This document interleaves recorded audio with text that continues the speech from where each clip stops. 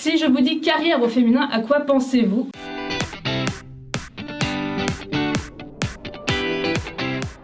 En plus, le poste que je convoitais m'est passé sous le nez. Et c'est encore un homme qui l'a eu, comme d'hab. Attends, toi, si tu postules pour un poste et qu'on te prend pas, tu trouves normal qu'on te donne pas d'explication? Non, mais... j'avais pas franchement postulé. Les freins sont des freins objectifs, concrets, externes.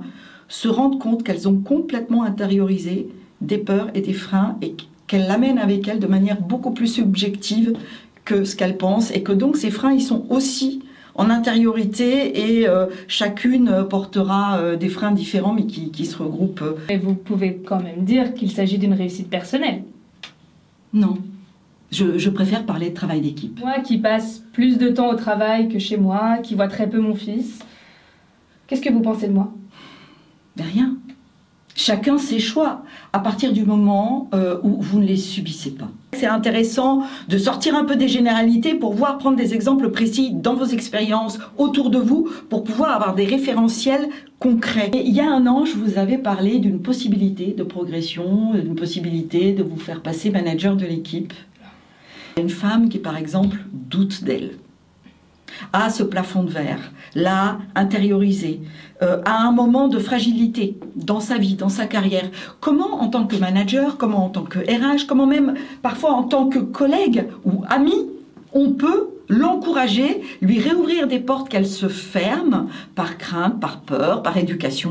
Lola, je vois que vous hésitez, que vous êtes surprise, et pourtant on en avait parlé l'année dernière.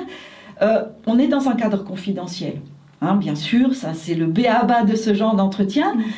Quels sont vos désirs? Je te fais confiance, d'être humain à être humain et de professionnel à professionnel. Je pense que tu es en capacité de, je t'accorde ma confiance, donc tu peux te l'accorder aussi. Déjà, merci beaucoup.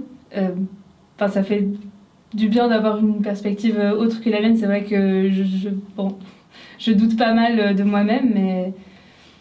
si vous êtes prête à me faire confiance là-dessus, pourquoi pas y aller, quoi. Ce que vous pouvez faire aussi, c'est poser des questions ouvertes. En quoi c'est difficile pour toi? Quels sont tes freins?